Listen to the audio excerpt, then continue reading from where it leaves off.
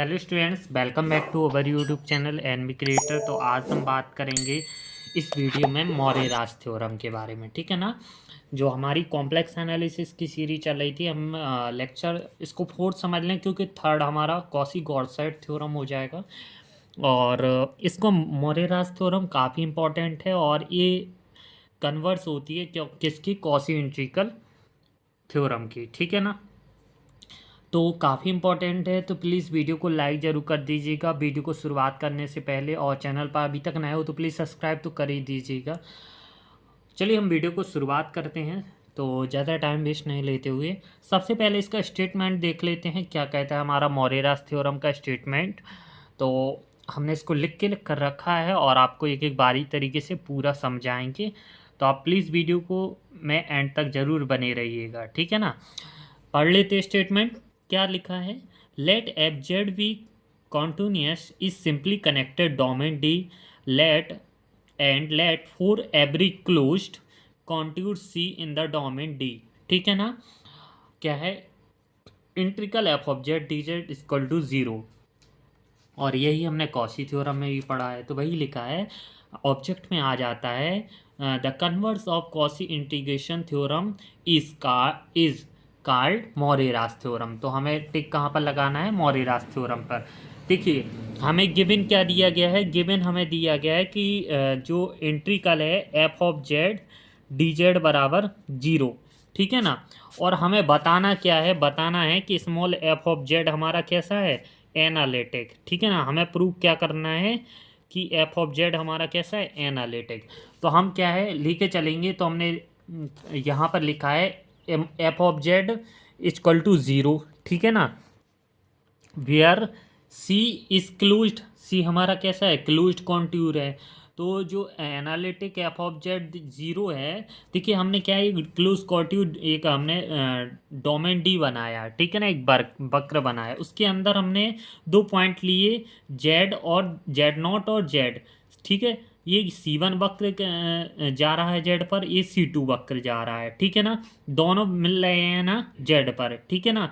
Same उस दोनों ये क्लोज्ड वक्र बना रहे हैं जिसको सी कॉन्ट्यूर उसका नाम दिया है। ठीक है।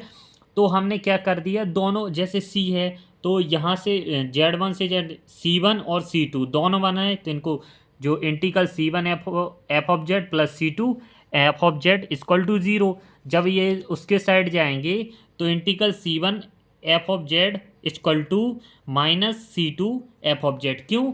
क्योंकि जो C1 यहाँ से जा रहा है, जब ये यहाँ से आएगा तो टकराने पर ये प्लस में होगा, और ये वापस आएगा तो कैसा होगा? -C2 F of Z. और ये दोनों कैसे दोनों जो वक्र जा रहे हैं ये कहाँ से पॉइंट जा रहे हैं? जेड जीरो से जेड, जेड नॉट से जेड की तरफ। ठीक है ना। तो जेड नॉट टू जेड यहाँ पर, तो हमने यहाँ से हमारा क्या हो जाएगा? देन जेड नॉट, हमारी जो लिमिट रहेगी integral Z not to Z F of Z D Z हमारा क्या है? इंडिपेंडेंट टू पैथ है। ठीक है ना।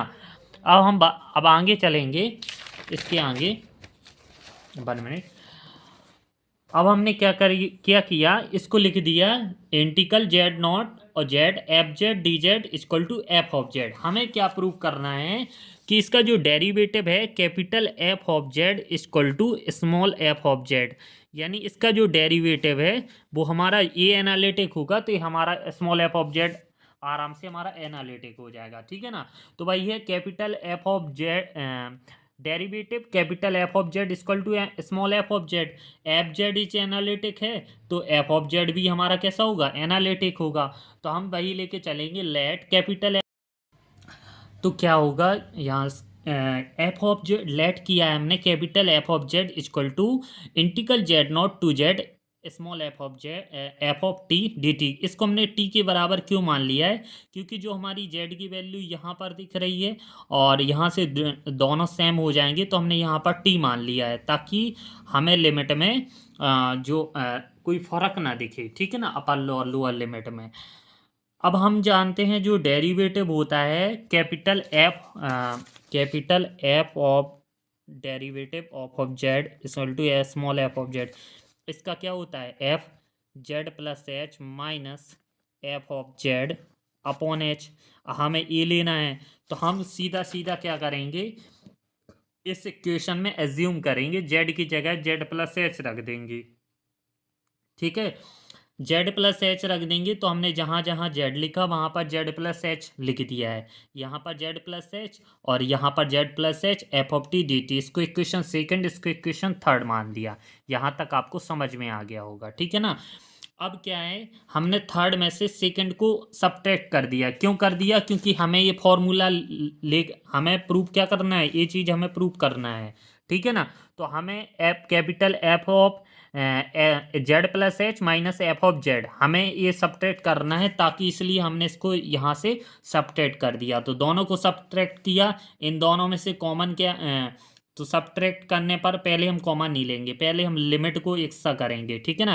एफ कैपिटल, ये कैपिटल एफ लिखा है, ध्यान रखना दोनों side, capital F of Z plus H minus capital F of Z equal to limit Z not plus Z plus H F of T D T.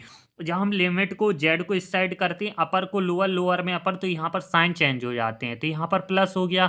अब हम इसको आगे ले लेंगे, इसको पीछे कर देंगे, तो हमने वही चीज़ किया। यहाँ से एफ ऑफ टी कॉमन आया, तो यहाँ पर हो गया जेड। अब हम इसको क्या लिख सकते हैं, इसको Z upon Z plus H लिख सकते हैं। जेड नॉट से जेड नॉट कैंसिल हो जाएगा।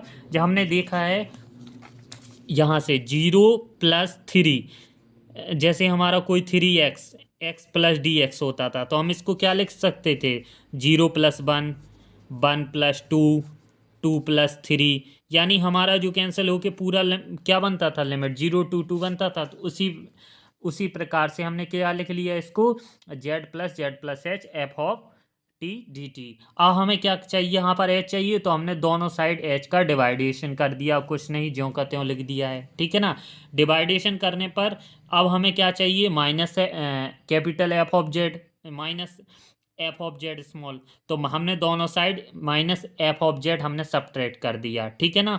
सब्ट्रैक्ट करने के बाद अब हम क्या चीज़ करेंगे, इसको बाहर जो जो कॉमन रहेगा उसको बाहर लिख देंगे और मोड लेंगे। तो हमने पहले इक्वेशन नंबर यहाँ पर इसको 4 लिख दिया है, ठीक है ना। अब आगे देखते हैं।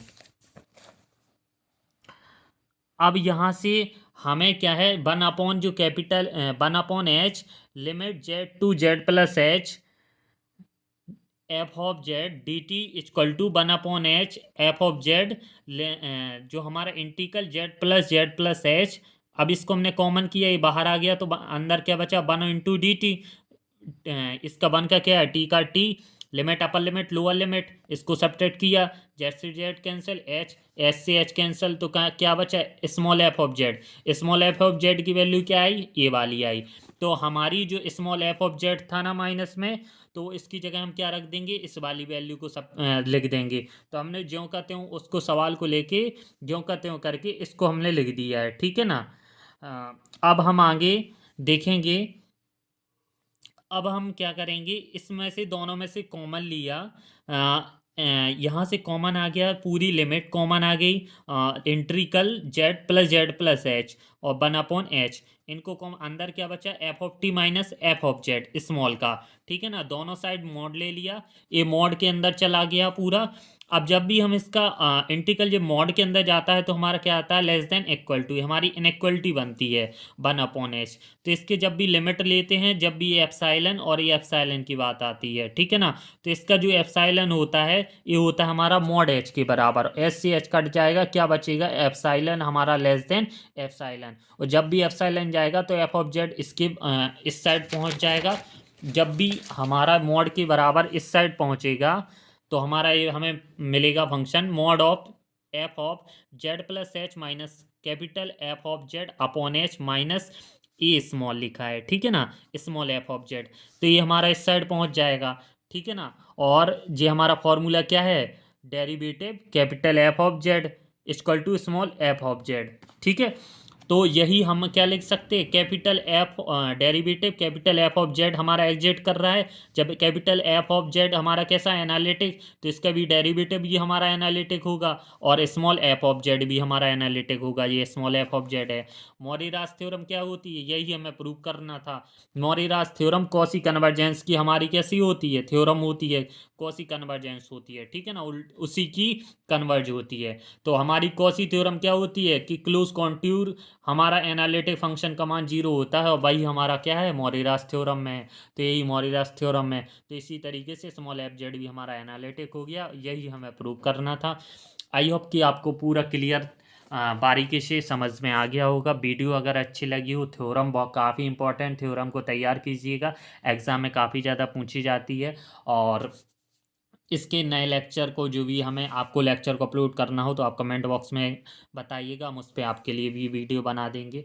और ज़्यादा से ज़्यादा वीडियो को लाइक कीजिएगा, चैनल को सब्सक्राइब कीजिएगा, कहना बार बार की बात नहीं होती है। और इसी तरीके से हमारे हैंड रिटेन नोट्स भी लिखे हुए हैं, जिसको भी हैंड रिटेन नोट्स चाहिए हो, व्हाट्सअप नंबर फ्लैश किया जा रहा है, और डिस्क्रिप्शन बॉक्स में भी हम व्हाट्सअप नंबर और लिंक दे देंगे, तो वहाँ से आप हमसे कांटेक्ट करके इसके हैंड रिटेन नोट्स भी परचेज कर सकते हो। इसी तरीके से बेहतरीन हैंड रिटन नोट्स आपको पूरे मिल जाएंगे, ठीक है ना, काफ़ी इसी तरीके, ठीक है। तो आप हमसे ले सकते हो। मैं और ज़्यादा से ज़्यादा हमारी एमएससी से रिलेटेड कंटेंट के लिए चैनल पर बने रहें। धन्यवाद।